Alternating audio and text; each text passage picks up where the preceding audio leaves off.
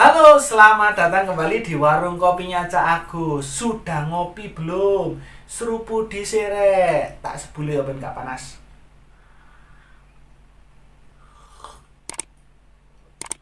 Mantap.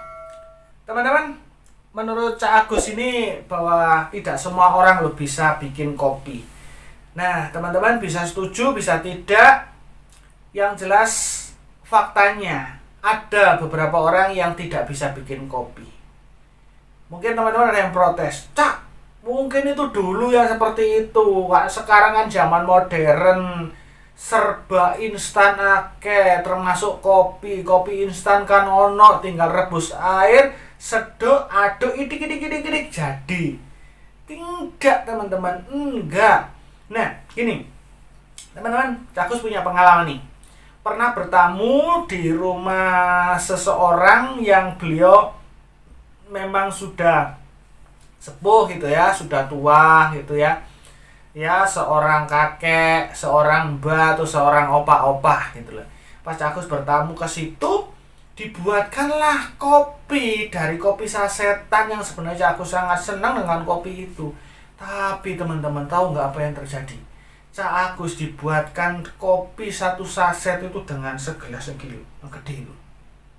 Ya nek zamane di apa ya? Di desa-desa itu ya, kalau desa-desa yang biasa segini itu gelas-gelas yang itu loh, yang dari sabun colek. Nah, kayak gitu. Segede itulah maksudnya. Ya bukan gelasnya sabun colek bukan, tapi yang segede itu. Coba itulah. Bayangkan rasanya kayak apa. Aduh, teman-teman. Cak Agus mau nggak minum, ini orang tua yang bikinkan, mau diminum gitu ya, cuman bikin kembung gitu ya.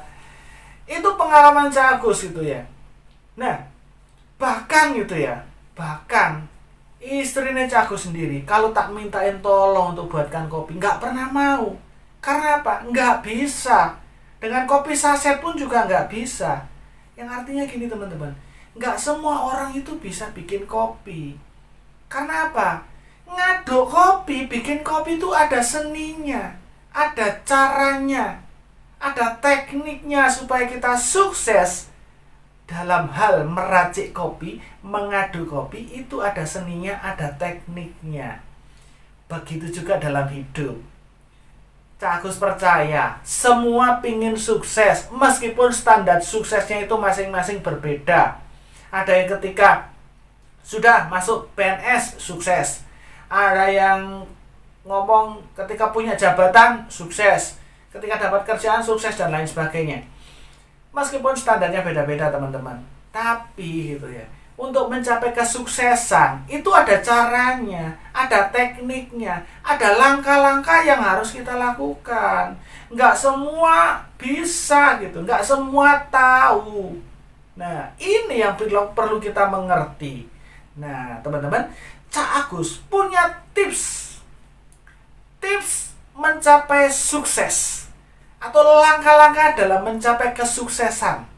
Ini tips sukses atau langkah sukses ala warung kopinya Cak Agus. Apa itu? Yang pertama, teman-teman, kita harus pintar. Kalau kita nggak pintar, jangan harap kita sukses. Mungkin teman-teman protes, lu Cak, tetanggaku gak sekolah tapi kok soge, kok sukses gitu. Loh, jangan dilihat gak sekolahnya. Mungkin tetangga sampean betul gak sekolah secara formal, tapi teman-teman mungkin gak tahu gitu loh.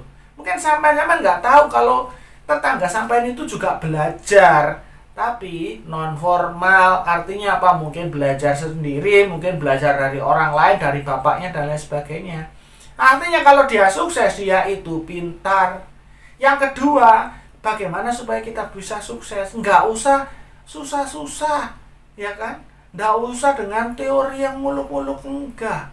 Yang kedua itu kita punya antusias, punya semangat. Dalam melakukan sesuatu kita semangat saja gitu ya. Dalam melakukan pekerjaan kita semangat saja. Pastilah kita sukses gitu ya.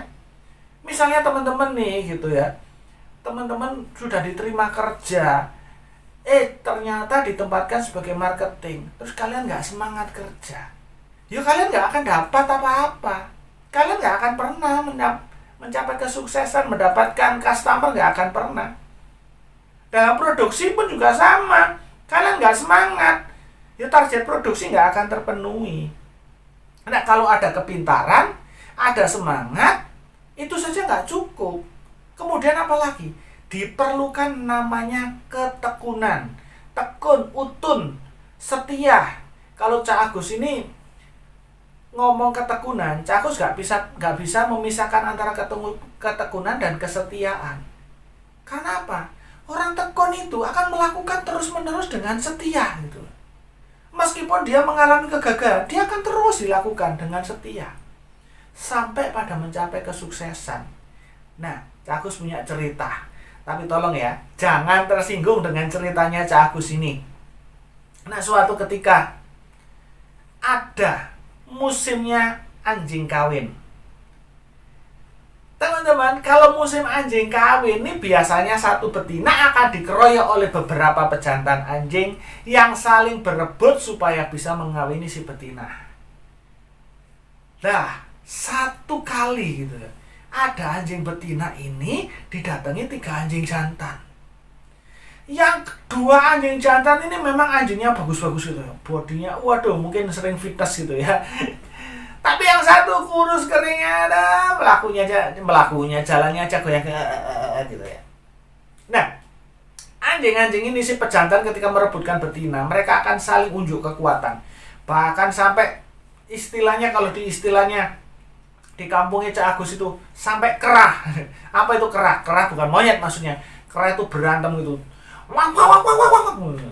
Pokoknya saling gigit, saling gonggong. Wah, kalau sudah seperti itu rame. Kita ini yang mendengarkan itu sampai nggak bisa tidur, berisik gitu.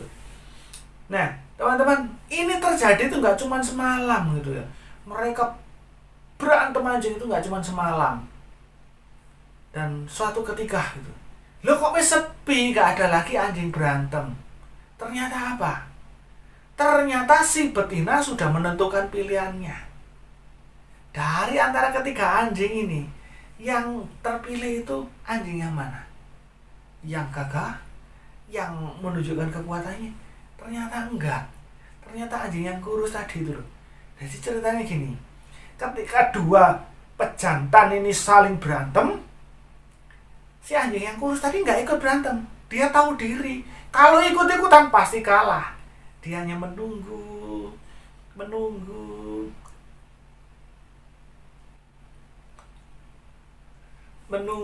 cari situasi yang tepat.